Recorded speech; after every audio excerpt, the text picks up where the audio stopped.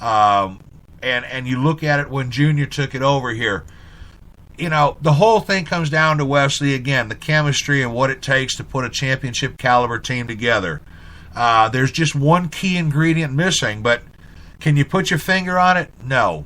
Can you narrow it down? No, I don't think you can either. Can you say that Junior Motorsports or the Dale Jr. deal right now has a chance to excel any further? I've got to take a stand with you, Wesley, and say I think it's been a great ride, but I think the quarter's about to expire in the machine. Yeah, I agree with you on that. And at one point everybody was saying, the ingredient, Steve Letarte. Well, Steve Letarte did help them get the Daytona 500 last year, yes. But they couldn't put a championship program with Steve Letarte. Steve Letarte, if he had stayed, maybe if Steve Letarte maybe had stayed with Junior Motorsports or with Dale Earnhardt Jr., with Hendrick, might I add you, and, didn't take on the role with being the broadcaster at NBC in the booth, maybe something could have gelled where they could have got a championship program. But let's face it, though, G-Man, they had 3 years with Steve Letarte to try to get it done, and they couldn't get it done with him. You look at Tony Irwin Jr., his cousin. They couldn't get it done. Their family. Tony Irwin Sr., they couldn't get it done. His family. Is it a person? Is it Dale Jr.? Is it himself? What is it that's lacking the capability of the talent? And you mentioned about he'll never be his dad, the great Dale Earnhardt, the best driver in all of NASCAR, in my opinion. I know Petty won 200 races, but let's face it. Racing on Sunday is not the same without that black number 3 out there. And I know you have Austin Dillon driving, Richard Childress's grandson racing in the 3 car now, but it's not the same. It's not the same. When we lost Dale Earnhardt on February 18th, 2001 in the last lap of the Daytona 500, NASCAR changed. NASCAR took a dramatic turn. And we're still spiraling in that cyclone of, can Junior make it? And I'll tell you something else, too. You talk about pressure. People might not know this, but there's no telling how much amount of pressure was put on Dale Earnhardt Jr. even before he got in the damn race car to begin with, because of the name. Because of the name. People got to realize everybody is their own separate entity. Dale Earnhardt had great accolades. He had a great career. Dale Earnhardt Sr. did. Dale Earnhardt Jr. has done many great things in this sport. 7-time champion, he'll never be. Will he ever get a championship? Again, I'll reiterate, that right batter and that mix-in has got to take place to make it happen. And I just don't think it's gonna. I don't think it's gonna happen this year. I just don't see it. I don't see it either coming. We talk about the Earnhardt name. You look at Kerry Earnhardt as well. Kerry has run from Tri-County Speedway. He started off in the local late model series and that worked his way up. He's run K&N. He's run late model. He's run truck. He's run in the ARCA series. He's run in the Hooters Cup series. Might I mention, he didn't get the breaks that brother Dale Jr. did. No, not at all. Absolutely not. Absolutely. Kerry, that's where the point I was getting at here is Kerry had to actually get out there and people, even though it's an Earnhardt name, it's a blood, it's flesh and blood, it's kin. People overlooked the Kerry Earnhardt name. So for Kerry, that added a lot of pressure too as well, Wesley, in the sport of NASCAR racing. The reputation, that you need to uphold. And again, some people will say, with Dale Earnhardt Jr., that, there's so much pressure because of his dad. No, it's not because of his dad. It has nothing to do with Dale Earnhardt Sr. Everybody has their own caliber of racing style. Everybody's got their own mix. Earnhardt Sr., the greatest race car driver in NASCAR. Richard Petty, another one. You look at the names of these NASCAR drivers, the Darrell Waltrips here, the Rusty Wallaces. There's an endless line of names here. Alan Klawicki, Davey Allison. We could sit here and talk back for hours about the different drivers and the history of them.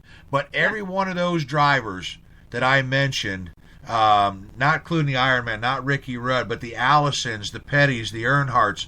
They all had that umbrella over them that they had to follow or try to follow with the name, the family tradition of racing. Adam Petty here and Kyle Petty, under Richard Petty, and then the Earnhardt under Ralph Earnhardt. And, you go back in the days before Ralph Earnhardt with Gray London, who started the Earnhardts actually in the sport of racing with NASCAR. Gray London, a legend in his own time, with 96 victories that he had.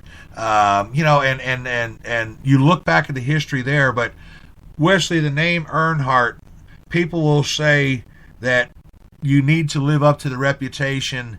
No, that has nothing to do with it. You need to create your own legacy. You need to create your own racing legacy.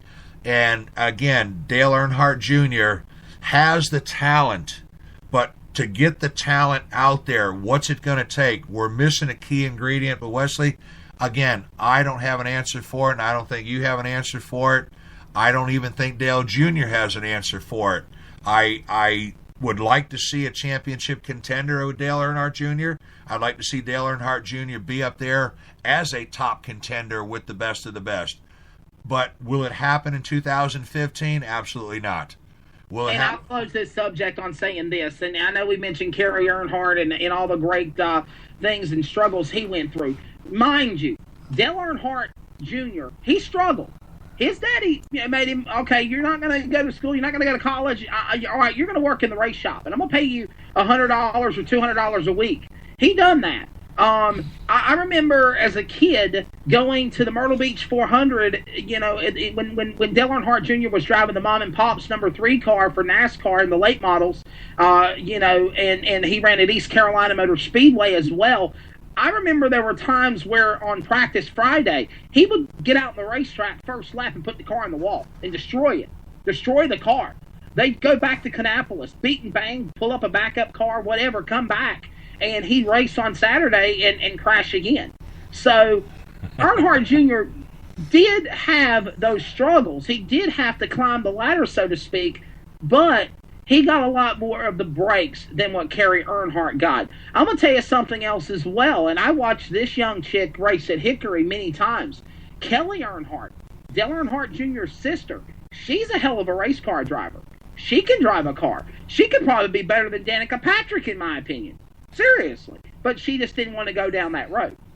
Now, that's true, and I've seen Kelly run up at Tri-County back there. Actually, when the three of them run up there on a Friday night, going back a long time ago. I mean, back in the, early or late 90s, actually, Tri-County Speedway, there was a big popular track on a Friday night, and all three of the Earnhardts, Kerry, Kelly, and Dale Jr., would run up there in the late model series up there. And you're right. It was always a struggle. It was always a struggle for Kerry. And, Kelly, she just didn't racing was just not her venue. She wanted the business side of it. She wanted the business. That's right. That's right. Yeah. And she's very good at the business side of it. That is her forte. I mean, she's very good at it. But in closing comments here, take a little station identification break here. It's 8:53 WMRG 95.3 FM here with the G-Man and your host tonight, Mr. Wesley Outland. This is the Life in a Fast Lane Motorsports Radio Network here, and tonight's show is brought to you from the good folks of the M1 Roofing Group here out of Indian Trail, North Carolina. Also, the show brought to you tonight from the good folks of the U.S. Bonding Company out of Charlotte, North Carolina. Show is also represented tonight and underlined from the M&L Riggers Incorporated from Monroe, North Carolina. Well, in closing comments, Wesley, here, before we move on to the second segment, I know folks have been waiting to hear about it, and I can't wait to chomp at the bit here and throw these penalties around here like a bunch of loose change.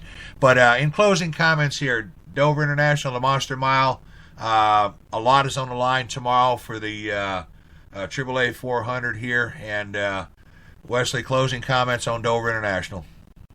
I think they will get the race in tomorrow. It might be delayed because of rain, but it's going to be a hell of a show to watch. That's all I'm going to say. All right, I agree. I think NASCAR is going to give it their best shot. My closing comments are, keep your eye on the Joe Gibbs racing teams. Keep your eye on Kyle Busch tomorrow. And opportunity is there for Busch as well as Harvick. I believe it too. Harvick and Busch, I think that's going to be your crapshoot right there for tomorrow. All right, moving on to the second segment of the show. Folks, we're glad you'll be with us here tonight. WMRG 95.3 FM here with Life in the Fast Lane. All right, real quick, press releases this week here, press conferences here at Stewart-Haas Racing. Gene Haas and Tony Stewart made the announcement here in 2016. Tony Stewart will step out. Clint Boyer moves in. Wesley, your comments.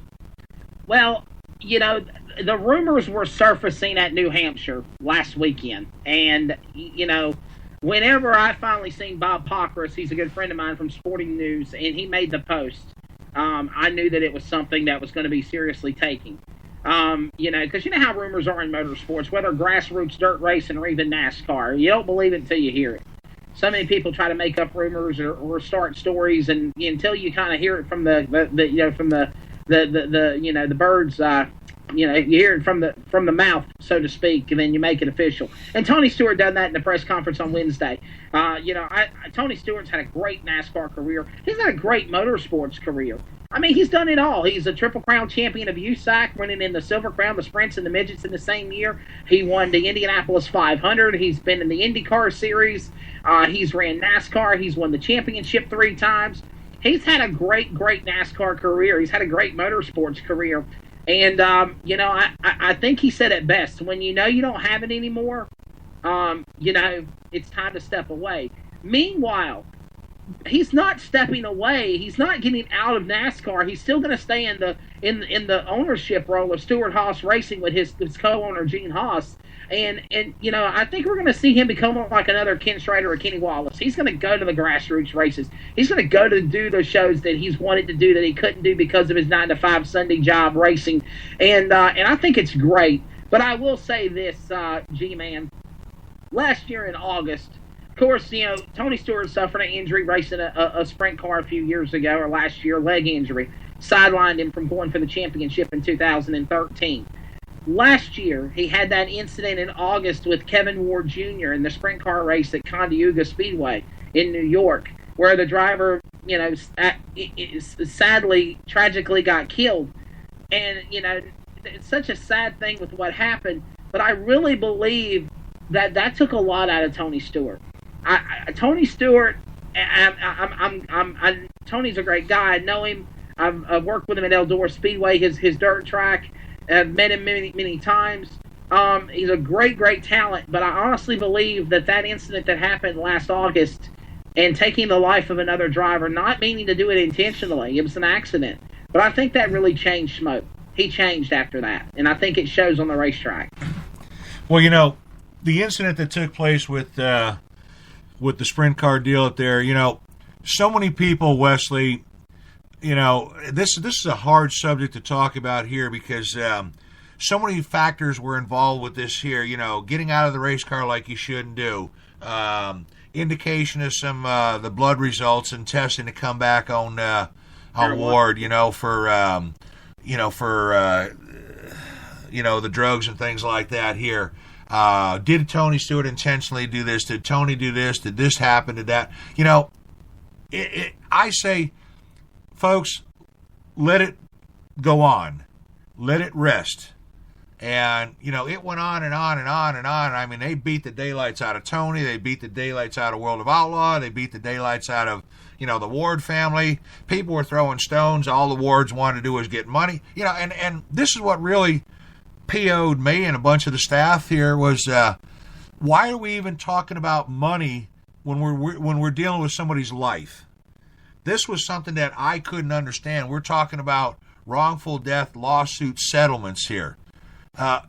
Folks, wait a minute now. We're talking about a young man's life. We're not talking about money. But yet the media took this so far out of proportion and people went so far with this here. I have to agree with you, Wesley. I think that the turning point with Tony Stewart here wasn't just the fact of the driver losing his life, but it was everything that surrounded it. Everything that went with it put more added pressure day to day, and I really think that the decision that Tony Stewart made here to step down, was this the determining factor, Wesley, what happened with this young man up here at Cayuga Speedway? Was that the determining factor to make Tony change his mind?